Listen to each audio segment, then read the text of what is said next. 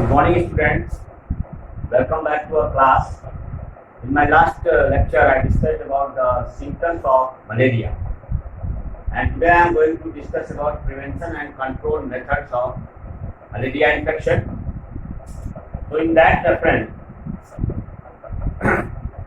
I have listed certain points.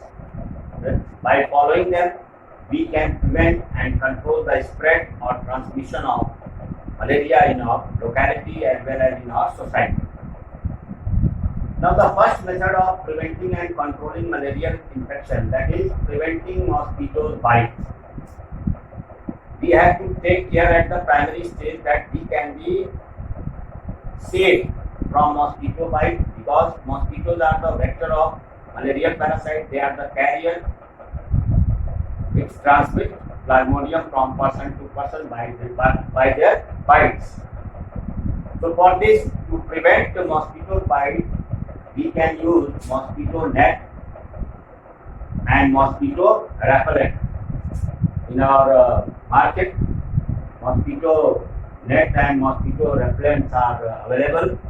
We can purchase them and we can use them in order to prevent the mosquito bite.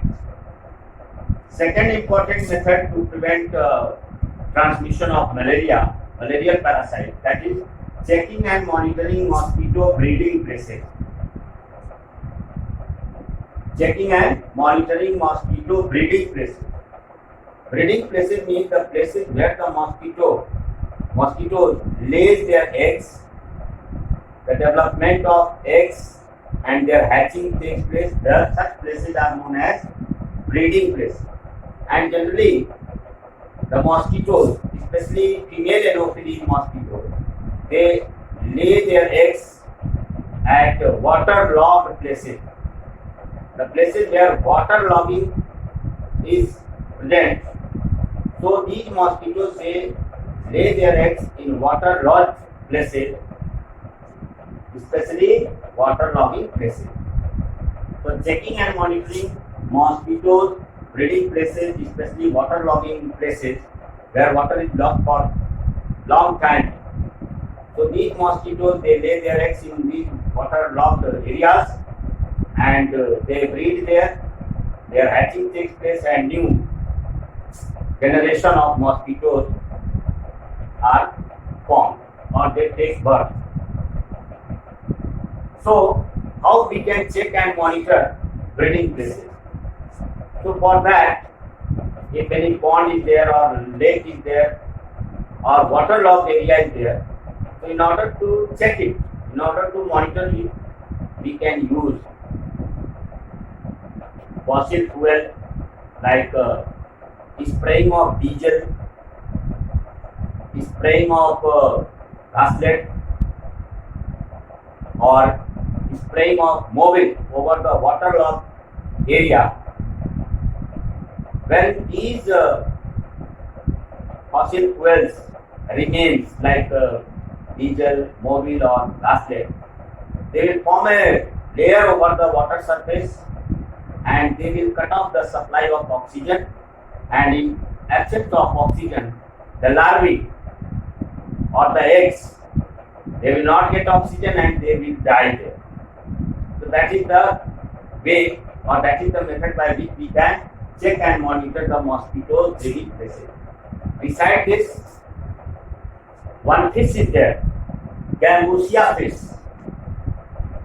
This Gambusia fish, I am writing here Gambusia. Gambusia is a fish which feeds on the larva of mosquitoes.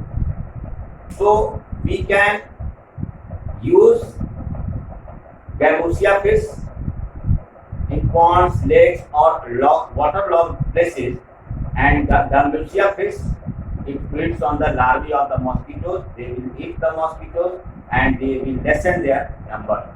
So by this also we can check and monitor the mosquitoes breeding places so that their number, so their population can be decreased. The third important method of prevention and control of malarial parasite, that is maintenance of proper sewage system for exit of household wastewater to avoid water logging. Maintenance of proper sewage system. We are living in a society, we are living in a colony, and you might have observed that in our society, in our colony, sewer system is there. And if these sewer systems are well maintained, so the household wastewater which is released from our houses, they will exit in proper manner and water will not be locked. And their breeding places will be not available, so they will not breed, their population will not increase, and we can control their spread. So maintenance of proper sewage system for exit of household wastewater to avoid water logging is also a method of prevention and control of malarial parasite. We can control it. Now the fourth important method, that is, if any person or if any individual is infected, then we have to consult an expert, consulting expert medical practitioner for diagnosis and treatment. So if any individual or person is infected from malarial parasite, he or she should consult an expert medical practitioner for diagnosis of the disease, so that proper diagnosis can be done, and after proper diagnosis, treatment can be done, so that the person's life may be saved. And last, the important one, if person is suffering from malarial infection, then these persons are recommended to use anti-malarial drugs, anti-malarial medicines such as hydroxychloroquine. It is a common medicine to treat or which is used for the treatment of malarial infection. And chloroquine, it is obtained from a plant, and the name of that plant, bark of the plant, especially that plant name is cinchona plant. Cinchona plant is the major source of anti-malarial drug, that is chloroquine. So students, by taking in account these steps, these methods, means implementing these ways or implementing these steps, we can prevent and control the spread or transmission of malaria in our society as well as in our locality. And one thing more, maintenance of personal hygiene. Personal hygiene means personal cleanliness. That is also must to prevent any type of communicable.